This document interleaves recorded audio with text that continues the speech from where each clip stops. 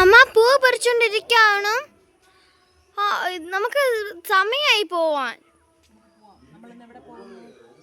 ബാഹുബലി കട. നമ്മൾ ബാഹുബലി കടയിൽ പോവാം. ബാഹുബലി ഇല്ല, ബാഹുബലിയാണേ.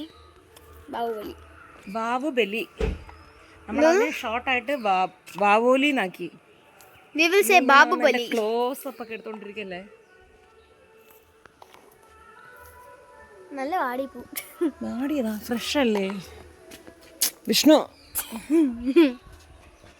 ശരി പോവാം.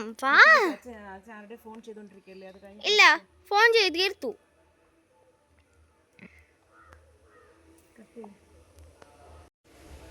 ഹലോ, ഗുഡ് ഈവനിങ് അങ്ങനെ തന്നെ പറയാം.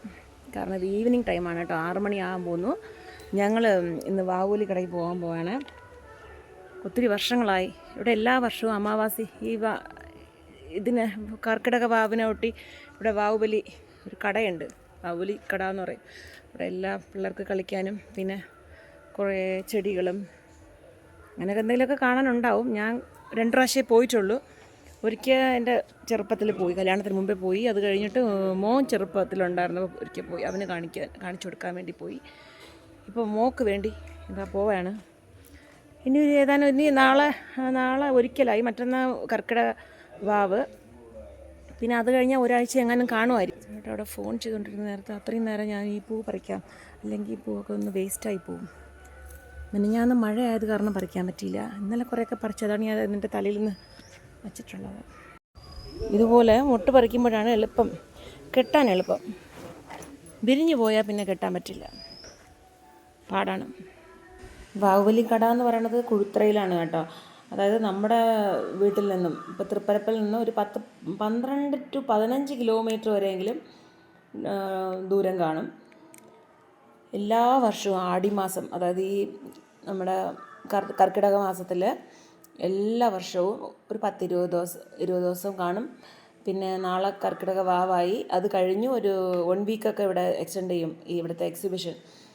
സോ ഓരോ പ്രാവശ്യം വിചാരിച്ചുകൊണ്ടിരിക്കും പിള്ളേരെ കൊണ്ട് പോകണമെന്നൊന്നും നടന്നില്ല. ഇപ്പം മോള് ഒരേ നിർബന്ധമായത് കാരണം എന്തായാലും നമുക്ക് പോയി കാണാമെന്ന് വിചാരിച്ചാണ് നമ്മൾ പുറപ്പെട്ടത്. പിന്നെ എനിക്ക് ഈ പൂവിൻ്റെ കാര്യം, ഒത്തിരി പൂ കിട്ടുന്നതാണ്. അപ്പോൾ ഒരു ദിവസം വിട്ട് കഴിഞ്ഞാൽ എനിക്ക് പിന്നെ അത് നഷ്ടമായി പോകുമെന്ന് പറഞ്ഞുകൊണ്ട് ഞാൻ എടുത്തു.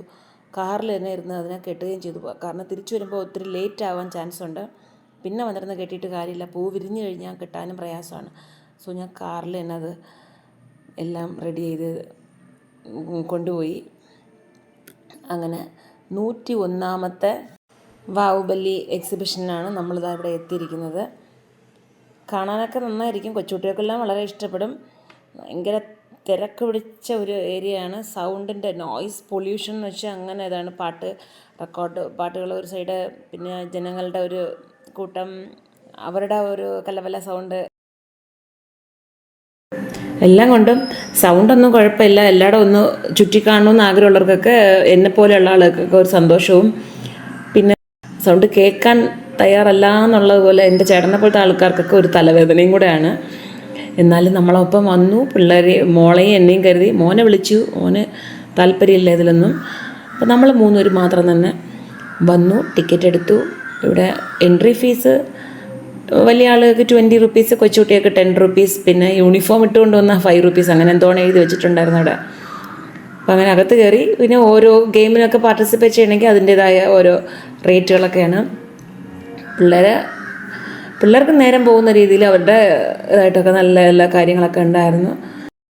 എല്ലാം കൊണ്ടും നമ്മുടെ നാട്ടിൽ ഇങ്ങനെ ഇതൊക്കെ ഒന്ന് ചുറ്റി കാണുക എന്നൊക്കെ പറഞ്ഞൊക്കെ ഒരു രസമല്ലേ. അപ്പം അങ്ങനെ അതിൻ്റെ പേരിൽ പോവാം. ബോട്ടാണോ? സൗണ്ടൊന്നും വരുമല്ലോ.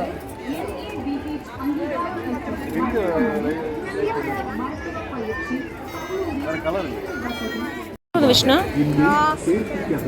ഒക്ടോബസ് പോലെ തോന്നുന്നു.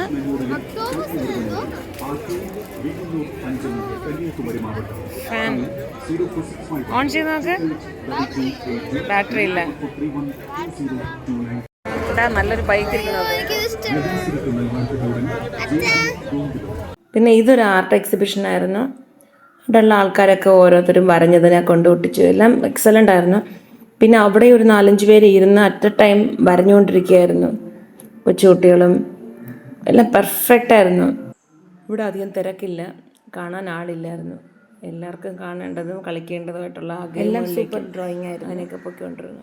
ഇവിടെ നമ്മൾ കുറച്ച് സമയം ഓരോ പിക്ചേഴ്സായിട്ടൊക്കെ നോക്കി. ഇതുപോലെയൊക്കെ ഞാനൊരിക്കൽ ചെന്നൈയിലിരിക്കുന്ന സമയത്ത് അവിടെ നേരൂത്തിടൽ എന്ന് പറയുന്ന സ്ഥലത്ത് പോയിട്ട് ഇതുപോലെയൊക്കെ എക്സിബിഷൻ, അന്ന് എൻ്റെ മോൻ കുട്ടിയായിരുന്നു, ചെറുപ്പത്തിലായിരുന്നു. അപ്പോഴിതുപോലെയൊക്കെ പോയി നമ്മളെല്ലാ ഗെയിമിലൊക്കെ ഒന്ന് കയറി. പക്ഷെ അന്നത്തെ പോലെ അല്ല ഇപ്പം ഇന്നത്തേത്. നമുക്കിപ്പോൾ ഒന്നിലും കയറാനുള്ള ഒരു പേടിയാണ്. ചേട്ടന് പണ്ട് പേടി, ഇപ്പോഴും പേടി. എനിക്കങ്ങനെയല്ല, എനിക്കിപ്പോൾ ചെറുതായിട്ടൊരു പേടിയുണ്ട്. എങ്കിലും മോളെ കൂടെ ചേർന്ന് ഞാൻ 1-2 ഗെയിമിലൊക്കെ ഒന്ന് കയറി. പിന്നെ അവിടെ ഒരു മരണക്കിണർ എന്ന് പറഞ്ഞ സാധനമുണ്ട്. അതിൽ ഒരാൾക്ക് 80 റുപ്പീസ് പറഞ്ഞ് 3 പേര് ടിക്കറ്റ് എടുത്ത് മേലെ കയറാൻ നോക്കിയപ്പോൾ ചേട്ടന് സ്റ്റെപ്സ് കയറാനേ പേടി. ചേട്ടൻ ഇങ്ങനെ ആഴം കാണുന്നത് പേടിയാണ്. പേടിയെന്ന് വെച്ചാൽ ചേട്ടൻ പറഞ്ഞാൽ കൂടുതൽ ആഴം കണ്ടാൽ എനിക്കിങ്ങനെ എടുത്ത് ചാടണമെന്ന് തോന്നും, ഒരു അട്രാക്റ്റ് ചെയ്യുന്ന തോന്നും. അതുകൊണ്ട് ഞാൻ ഇപ്പോൾ കയറുന്നില്ല എന്ന് പറഞ്ഞ് പേടിച്ച് താഴെ ഇറങ്ങി. അവനെ പേടിയെന്ന് പറഞ്ഞാൽ ചേട്ടനെ പിടിക്കില്ല, അത് ധൈര്യം കുറച്ച് കൂടിപ്പോയി എന്ന് പറയാം. കാരണം ചേട്ടന് പേടിയാണോ എന്ന് ചോദിച്ചപ്പോൾ ഇഷ്ടപ്പെട്ടില്ല. അങ്ങനെയല്ല എനിക്ക് കുഴപ്പമൊന്നുമില്ല, എനിക്കത് ആഴം കാണുന്നത് ഇത്ര താല്പര്യമില്ല എന്ന് പറഞ്ഞു. ശരി ഇരുന്നോട്ടെ എന്ന് പറഞ്ഞിട്ട് ചേട്ടൻ വെളിയിൽ ഇറങ്ങി. അവരുടെ അടുത്ത് ചോദിച്ചപ്പോൾ പൈസ റിട്ടേൺ ചെയ്തു. പിന്നെ ഞാനും മോളും മാത്രം കുറച്ച് പോയി കണ്ടു. മരണക്കിണർ അവിടെ മുകളിൽ പോയി കാണുമ്പോഴാണ് ആ ഒരു ടെൻഷനായിരിക്കും. നിൽക്കുന്നത് നമുക്കത് ഒരു സേഫ്റ്റി ആയെന്ന് തോന്നില്ല. നമ്മളിങ്ങനെയുള്ള ഈ ജെയിൻ വീലിലൊന്നും കയറാൻ നിന്നില്ല, കാണുമ്പോഴേ പേടിയാണ്. പിന്നെ നമ്മൾ സാധാരണയായിട്ട് ഒരു ചെറിയൊരു ലോട്ടസ് പോലെ എൻ്റെ പെറ്റൽസ് അങ്ങോട്ടും ഇങ്ങോട്ടും മൂവ് ആവില്ലേ, അതുപോലത്തെ ഒരു ഗെയിമിൽ അവൾക്ക് വേണ്ടി ഞാനും കൂടെ ഒന്ന് കയറി.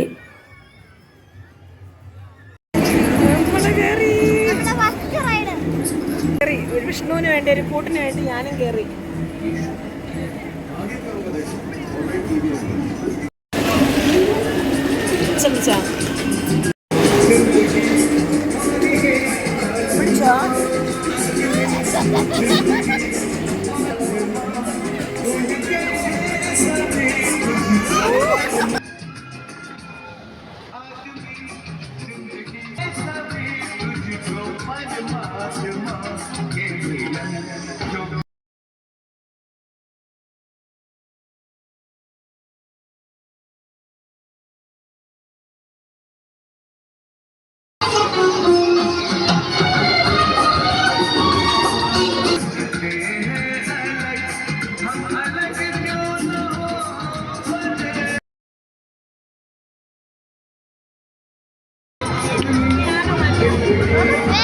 ഇതാണ് മരണക്കിണർ. ഇതിൽ കയറണമെങ്കിൽ കുറച്ച് മനധൈര്യമൊക്കെ വേണം. കാരണം അവർ വെറുതെ ഓട്ടിക്കുന്നതല്ല. ആ ബൈക്കിൻ്റെ പുറത്തിരുന്ന് ഓരോ അഭ്യാസങ്ങൾ കാണിക്കുമ്പോൾ നമ്മൾ പേടിച്ചു പോകും. ഒരു സെക്കൻഡിൽ എന്തെങ്കിലും ഒന്ന് സംഭവിച്ചാൽ വണ്ടി മേലോട്ട് വരുമോ, അവർ താഴെ വീഴുമോ ഒന്നും അറിയില്ല. പ്രാർത്ഥിച്ച് അവർക്ക് നല്ല എക്സ്പീരിയൻസ് ആയിരിക്കും. പക്ഷെ നമ്മൾ കാണുമ്പോൾ നമുക്കതൊരു സഹിക്കാൻ പറ്റില്ല കേട്ടോ. അതിൻ്റെ സൗണ്ടും അതിൻ്റെ വൈബ്രേഷനും, അതായത് കമ്പികൾ കൊണ്ടുള്ള ആ ഒരു ഇഴയായിട്ടിരിക്കില്ല, അതിലാണ് നമ്മൾ നിൽക്കേണ്ടത്. കയറുന്ന സ്റ്റെപ്സും അതുപോലെ ആയിരിക്കും. പിന്നെ ഇവർ അതിൻ്റെ അകത്ത് ഇങ്ങനെ ബൈക്കും കാറും ഒക്കെ ഓട്ടിക്കുമ്പോൾ അതിലുണ്ടാകുന്ന ആ ഒരു ഷേക്കില്ലേ, കുലുങ്ങി നിൽക്കുമ്പോൾ അതൊരു പേടിയാണ്.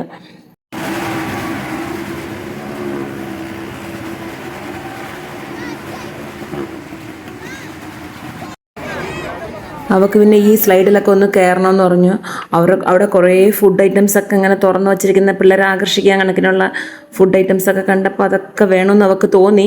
അപ്പോൾ അതിൽ നിന്നൊക്കെ പിന്തിരിപ്പിച്ചാണ് നമ്മളിങ്ങനെ വന്നു. അപ്പോൾ ഇങ്ങനെയുള്ള കാര്യങ്ങളൊക്കെ കേട്ടപ്പോൾ പിന്നെ ശരി, നമ്മളതുവേ സാധിപ്പിച്ച് കൊടുത്തില്ലല്ലോ. അത് കാരണം ചേട്ടൻ അങ്ങോട്ടൊന്നും അങ്ങനെയുള്ള ഫുഡ് ഐറ്റംസ് ഒന്നും വാങ്ങിച്ച് തരികയില്ല, അതിനെ പ്രോത്സാഹിപ്പിക്കുകയില്ല.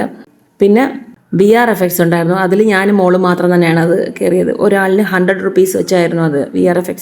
അതും നല്ല ത്രില്ലായിരുന്നു. ഇത്രയും വർഷമായിട്ട് എനിക്ക് ആ ഒരു എക്സ്പീരിയൻസ് കിട്ടിയിട്ടില്ലായിരുന്നു. ചേട്ടൻ ഒത്തിരി പ്രാവശ്യം കണ്ടിട്ടുണ്ടെന്ന് പറഞ്ഞു. അതുകൊണ്ട് ഞാനും മോളും കൂടെ അതും കൂടെ ഒന്ന് കണ്ടു. വളരെ നല്ല ത്രില്ലായിരുന്നു അത് വെറും 3 മിനിറ്റ്സിനാണ് 100 റുപ്പീസ്. പക്ഷേ കൊള്ളാം, നന്നായിട്ടുണ്ടായിരുന്നു.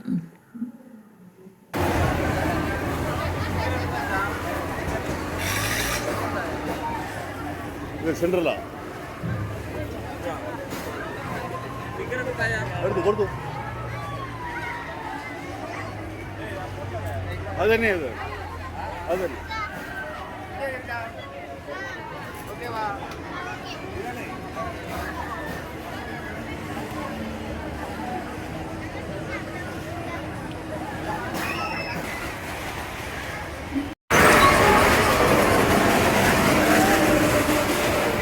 പിടിച്ചാൽ മതിയെന്ന് വിടൂലാന്ന് പറയില്ലേ.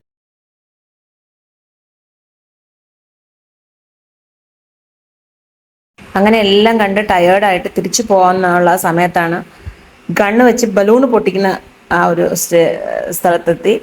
അപ്പോൾ അവൾക്ക് അതും ചെയ്യണമെന്നായി. അങ്ങനെ ഒരു 10 രൂപ കൊടുത്ത് 10 പ്രാവശ്യത്തെ ട്രയൽ ഉണ്ടെന്ന് തോന്നുന്നു. അവളെന്തോ 1-2 ബലൂണൊക്കെ അവൾ പൊട്ടിച്ചെന്ന് തോന്നുന്നു. പിന്നെ അച്ഛനും മോളുമായിട്ട് പൊട്ടിച്ചു. ലാസ്റ്റിൽ എനിക്കൊരു ബോളല്ല ബലൂണ് പൊട്ടിക്കണമെന്ന് തോന്നി. പിന്നെ അയാൾ പൈസ വാങ്ങിയില്ല, എനിക്ക് ഒരു ചാൻസ് തന്നു. ആ ചാൻസ് ഞാൻ വിജയകരമായി ബലൂണിനെ പൊട്ടിച്ചു. അതൊരു വലിയ നല്ലൊരു ത്രില്ല് തന്നെയാണ്. നമ്മളിങ്ങനെയൊക്കെ ചെയ്യുമ്പോഴാണ് നമ്മുടെ വയസ്സൊന്നും അറിയില്ല, നമ്മളും ആ പിള്ളേരോടൊപ്പം നമ്മളും കുട്ടികളായിട്ട് മാറുന്ന ആ ഒരു നിമിഷങ്ങളാണ്. അപ്പോൾ എന്തായാലും ഈ പ്രാവശ്യത്തെ ബാഹുബലി എക്സിബിഷന് അതിൽ പങ്കെടുക്കാൻ നമുക്കും സാധിച്ചു. ഇത് കുറച്ച് ദിവസം ഉണ്ടാവും. പിന്നെ പൈസകളും കൊണ്ട് വരികയാണെങ്കിൽ കുറഞ്ഞത് ഒരു 2000 രൂപയൊക്കെ കൊണ്ട് വരികയാണെങ്കിൽ എല്ലാത്തിലൊക്കെ ഒന്ന് കയറിയിട്ടൊക്കെ പോവാം. അങ്ങനെയാണ്, എപ്പോൾ വേണമെങ്കിലും വരാം, അല്ല വെറുതെ വന്ന് കണ്ടിട്ട് വേണമെങ്കിലും പോവാം. കൊള്ളാം, നമ്മളും നന്നായിട്ടൊന്ന് എൻജോയ് ചെയ്തു.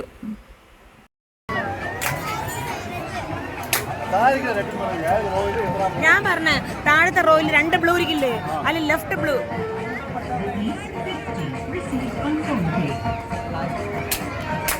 Very good, very good, super. മക്കള് നീ അടിച്ചോ?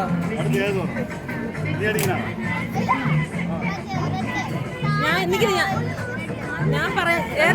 അവൾ ഏതാണ് പറഞ്ഞ? റെഡ് അല്ല, അത് മജന്ത അല്ലേ?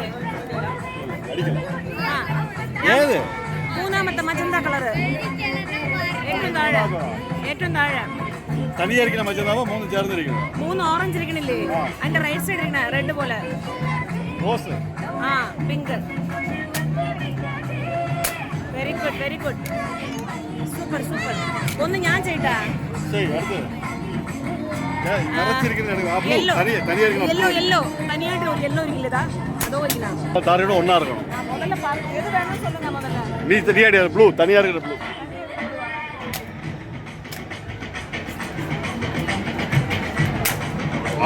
Great. Great.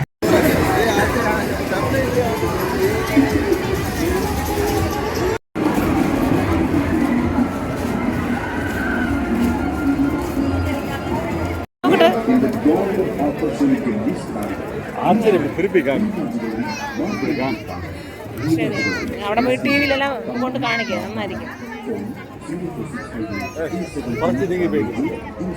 ഇതവിടെ വിൽക്കാൻ വച്ചിരിക്കുന്ന പൂച്ചെടികളാണ്. ഏതെടുത്താലും 35 രൂപ എന്നാണ്. അതായത് റോസിലാണ്. മറ്റൊന്നും ഞാൻ ചോദിച്ചില്ല, ഞാനൊന്നും വാങ്ങിയില്ല, അതിനുള്ള പ്ലാനിലൊന്നും അല്ല പോയത്. ഇതെന്തായാലും ബാഹുബലി സീസൺ കഴിഞ്ഞാൽ ഇതൊക്കെ ഇവിടെ തന്നെ ഉണ്ടാവും. അപ്പോൾ എന്തായാലും നമ്മൾ നന്നായിട്ട് എൻജോയ് ചെയ്തു. നിങ്ങൾക്ക് ഈ വീഡിയോ ഇഷ്ടപ്പെട്ടുവെങ്കിൽ ലൈക്ക് ചെയ്യൂ, കമൻറ്റ് ചെയ്യൂ, ഷെയർ ചെയ്യൂ. എൻ്റെ ചാനൽ ആദ്യമായിട്ട് കാണുന്നവരാണെങ്കിൽ ഒന്ന് സബ്സ്ക്രൈബ് ചെയ്ത് ബെൽ ബട്ടണും ഒന്ന് പ്രസ് ചെയ്തോളൂ, നോട്ടിഫിക്കേഷൻസ് എല്ലാം വന്നോളും. അപ്പോൾ നമുക്ക് വീണ്ടും അടുത്ത വീഡിയോയിൽ കാണാം. Till then, bye for now.